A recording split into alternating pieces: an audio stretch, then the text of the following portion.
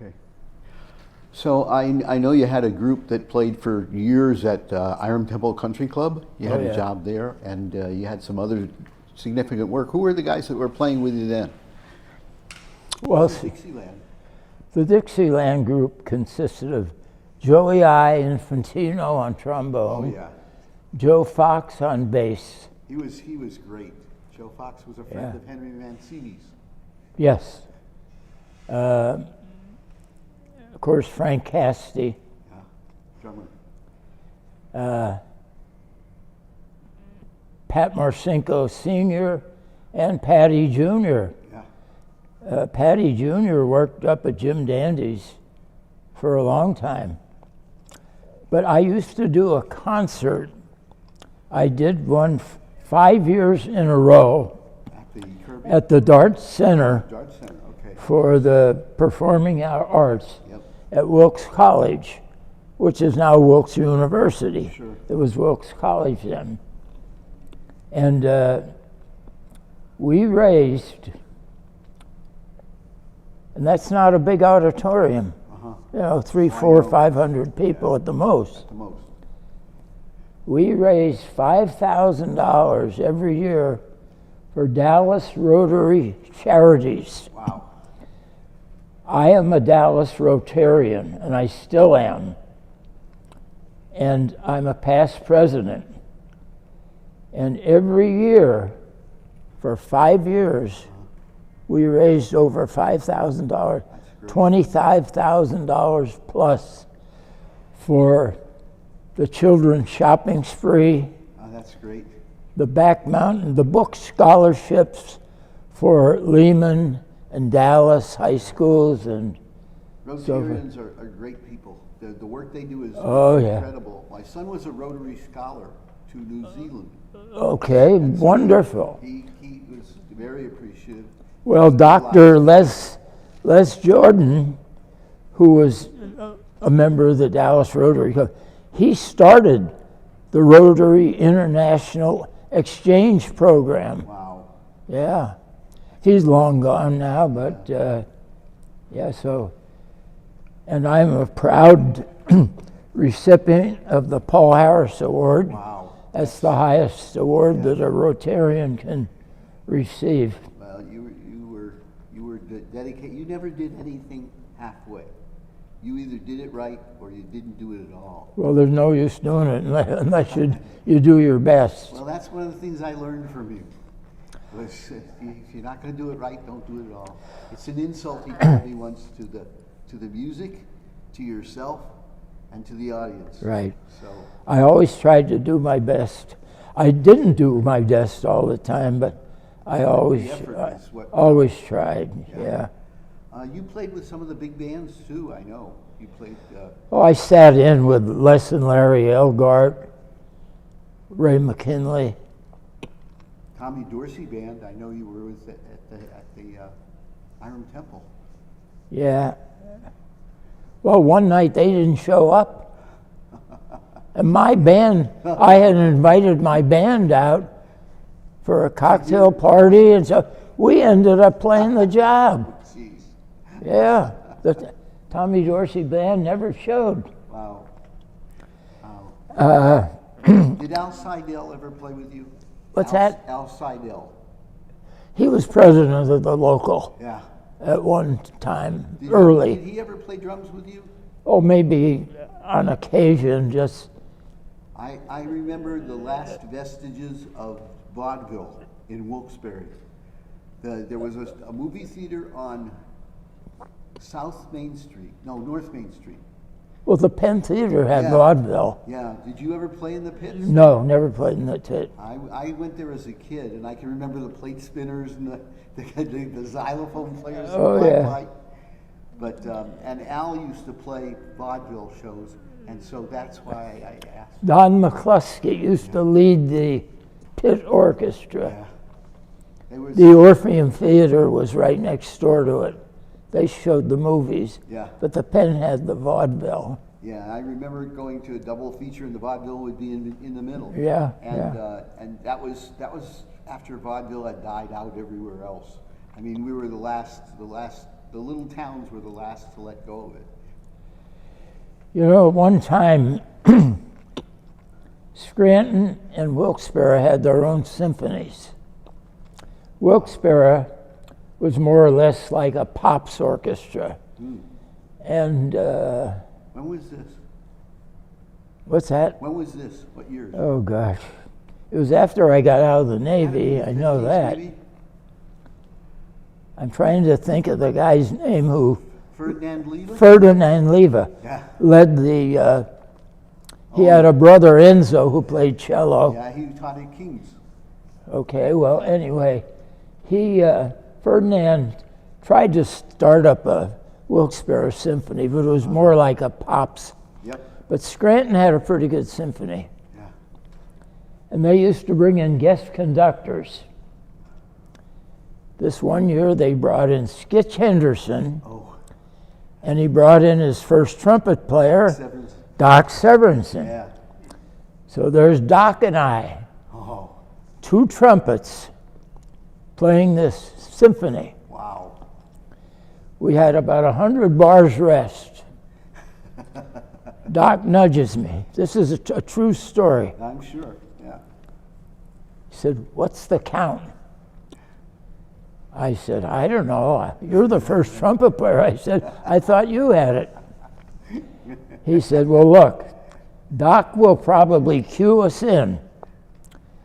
But if he doesn't, when I put my horn up, because we had a note at the end, very high, double forte, very loud. We had to hit And that pick it out note of the on air, the head." So he said, "When I bring that down," he said, "just knock the dickens out of it." He didn't say Dickens, though.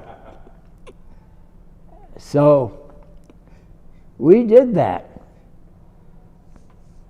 To this day, we don't know if it was right or wrong, because he said, "They won't know the difference."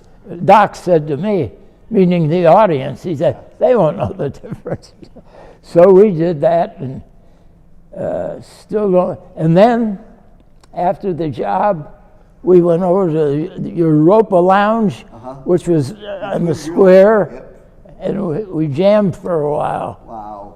And what a thrill that was. Well, you're capable of playing with anybody. Well, I mean, you know, Doc is still playing, Yeah. and he's older than me. I know. He's 96 years old. He's amazing. He is amazing. But you know, I'll Nice tell you, guy, I've too. heard you both, and I couldn't tell the difference when one of you started and the other one left off. Well, thank you. You're Well, I don't. He was superb. Yeah. People don't know, you know, how many great musicians were in northeastern Pennsylvania in those years. Yeah. I mean, you know, we had people that nobody ever heard of that were the equivalent of, you know, we had Spencer Cotman, we had Jesse Wade, we had Leo Kaminsky played with oh, yeah, Pee Wee Hunt. Yeah. Yeah. Leo Kaminsky was incredible. Frank Cassidy was remarkable. I mean, these were guys that were good enough to play anywhere, anytime. Eddie Bailey played with Les Brown. Joe Fox Yeah, Joe. was incredible. Yeah. Well, Jimmy Salingo then came on with the group. And Jimmy was with me on keyboard for about 40 years, as was Joe Fox. Oh, I wanted to tell you about the one concert at Irem. The first concert my band did. I had 3 drummers. I had Pat Marcinko Sr. in the middle on a platform. I had Marco on the one side on a platform, and I had Patty Jr. on the other side. And we ended the concert with the Saints Go Marching In, and those guys, I let them go. Well, those people stood up. It was the last number of the night. They had been there for like 2 hours. They wouldn't let us off the stage. Those guys, the drummers just kept going, and then they would echo each other, or Patty Sr. would do something, Marco would echo him, try to keep up with the old man. Yeah. He didn't in those days. Marco was only just a kid. Yeah. I have pictures of, I'll bet he was still a teenager, young teenager. Yeah. Wow. So when you put groups together, what was your philosophy of who to get and how to run the band? Because you were remarkable at it. You had a whole. Well, I booked a lot of groups. Well, Jimmy Salingo, of course, had the Statesman, so I would hire another piano player, maybe Marshall Kornblatt, you know. And then Joe Fox, and played with the Krieger brothers at Lowe's, was it? Oh yeah, could have been Lowe's. Yeah, Yeah. on Market Street there, Right about a across from block. where the guard center was, the old Yeah. building, near the Hotel Sterling.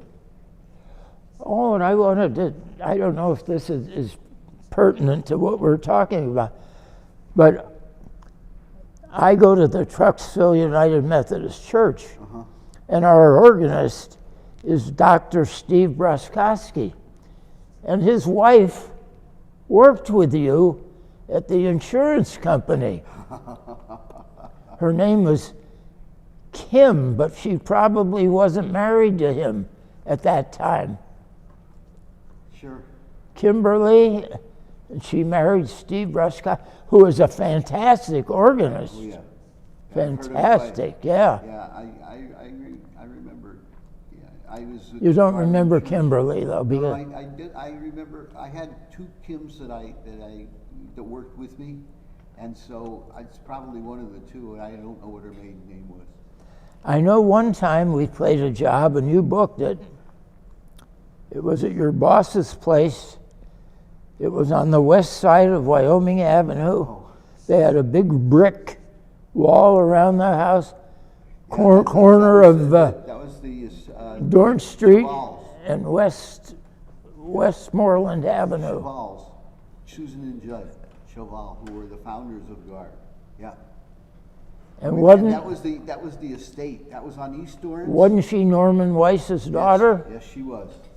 I thought so. And her husband. And I worked for them at GARD until they sold to Berkshire Hathaway. Okay, And then I worked for Berkshire Hathaway for 32 years. there you go. But We're reminiscing here other than music. That's good. Cover it all. Yeah. so, but in those days, we had really good musicians, and there were lots of opportunities to play live. We had tons of clubs. People would Oh, go out, yeah.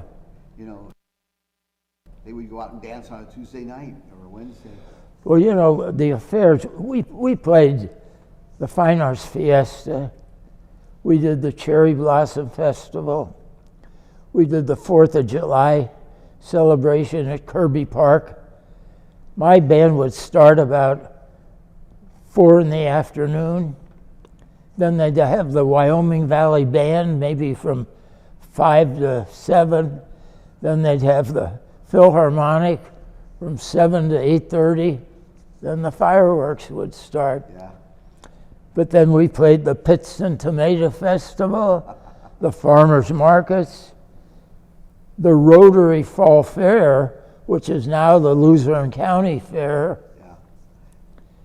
And one thing we enjoyed so much, for 8 years in a row, we went to Philadelphia and played the Drexel Homecoming. Wow.